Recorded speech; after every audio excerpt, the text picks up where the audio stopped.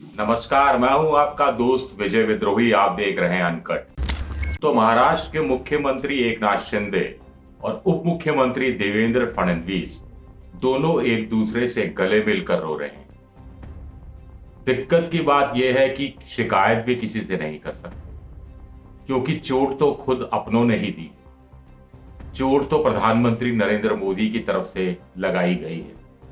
ये कहानी सामने आ रही है एक 1.5 लाख करोड़ के प्रोजेक्ट की। दरअसल अनिल अग्रवाल का जो वेदांता ग्रुप है वो सेमीकंडक्टर की एक फैक्ट्री शुरू करना चाहता था महाराष्ट्र में। कहा जा रहा है कि पुणे के पास तालेगांव में जमीन भी चिन्हित कर ली गई थी और देवेंद्र फडणवीस जब 2015 से लेकर 2019 तक मुख्यमंत्री थे तो उनके कार्यकाल में इस दिशा में काफी काम भी हुआ था। अब दोबारा से सरकार बनी, बीच में उद्धव ठाकरे की सरकार थी, तो वो प्रोजेक्ट महाराष्ट्र में नहीं लग पाया या उसमें कुछ ना कुछ देरी होती रही। लेकिन अब उम्मीद थी दोनों को, मराठी अस्मिता के नाम पर भी, मराठी प्राइड के नाम पर भी और मराठा लोगों के एक बड़ी सौगात देने के हिसाब से भी। लेकिन अंतिम समय में चोट हो गई। वेदांता ग्रुप ने तय किया कि साहब प्रोजेक्ट तो अब गुजरात में लगाया जाएगा। ये भला क्यों हुआ, कैसे हुआ, अचानक क्या हुआ, देवेंद्र फडणवीस की समझ में नहीं आ रहा, एकनाथ शिंदे की भी समझ में नहीं आ रहा, लेकिन कुछ बोलने की स्थिति में भी नहीं है।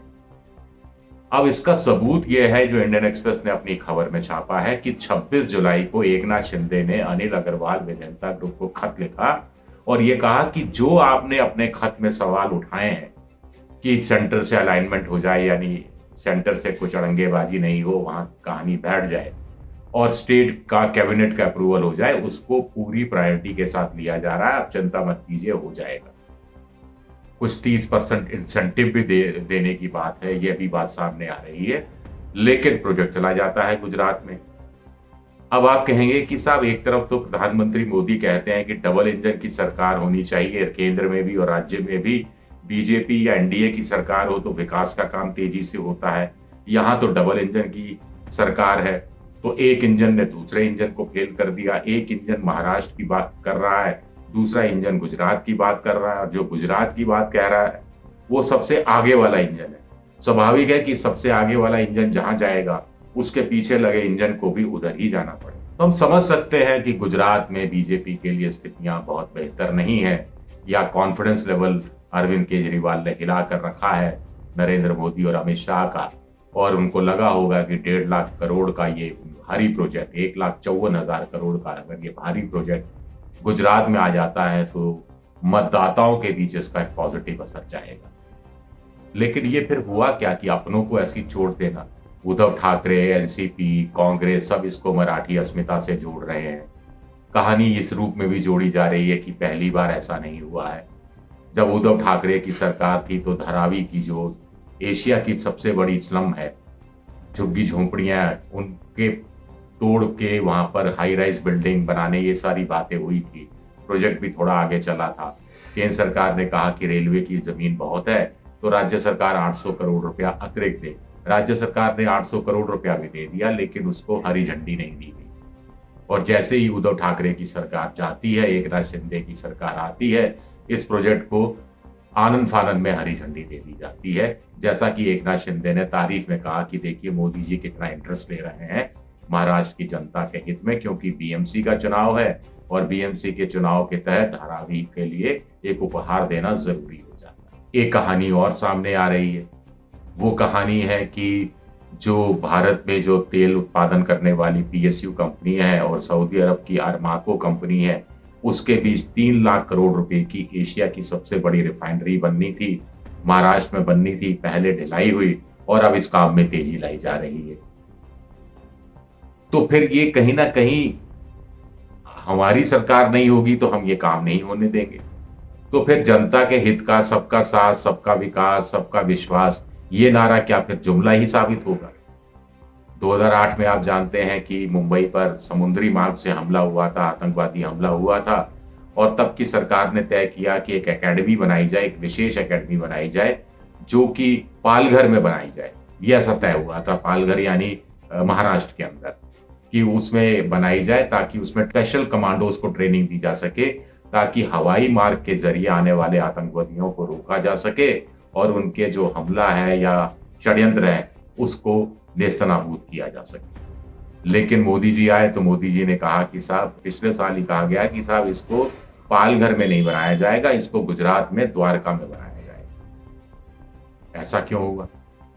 कांग्रेस चाहती थी, कांग्रेस के समय में जो बांद्रा कुर्ला कॉम्प्लेक्स है, बेकीसी कहलाता है, उसका वो विकास करना चाह रही थी। मुंबई को भारत की वित्तीय राजधानी तो कहा जाए और एक फाइनेंशियल हब कहा जाए, जैसा कि सिंगापुर है, जैसा कि न्यूयॉर्क है, जैसा कि लंदन है।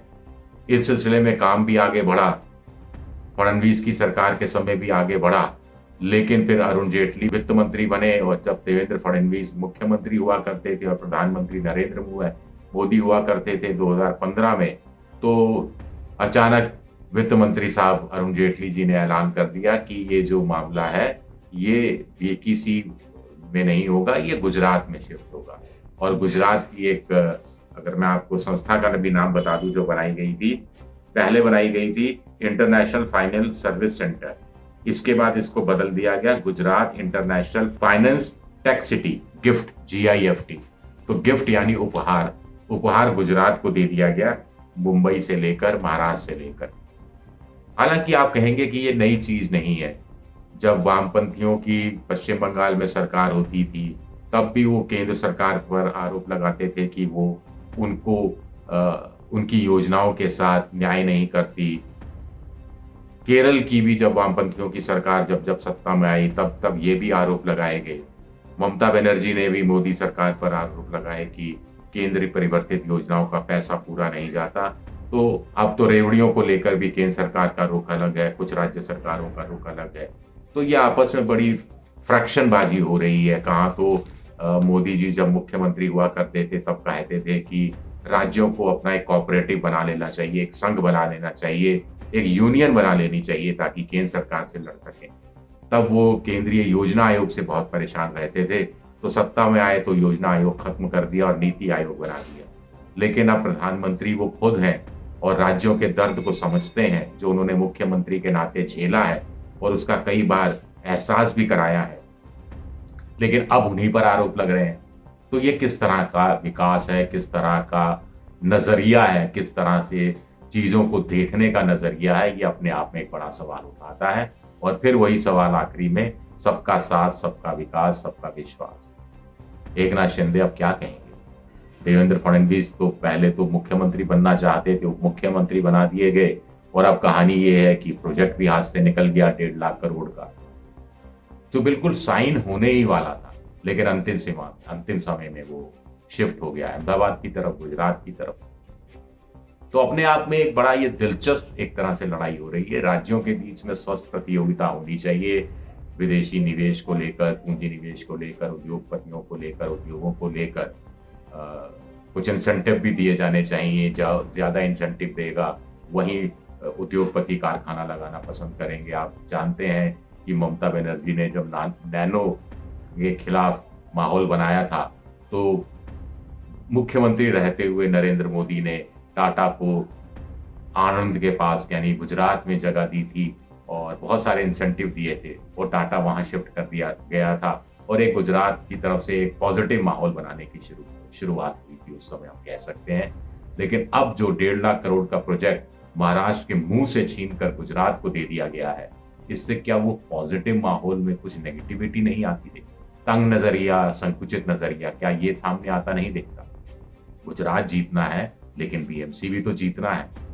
गुजरात की जनता का विकास करना है तो महाराष्ट्र की जनता का भी तो विकास करना है। गुजराती अस्मिता का सवाल है तो मराठी अस्मिता का भी तो सवाल है। सवाल तो बहुत सारे हैं, आगे इन पर हम बात करते रहेंगे। शुक्रिया, बहुत बहुत शुक्रिया।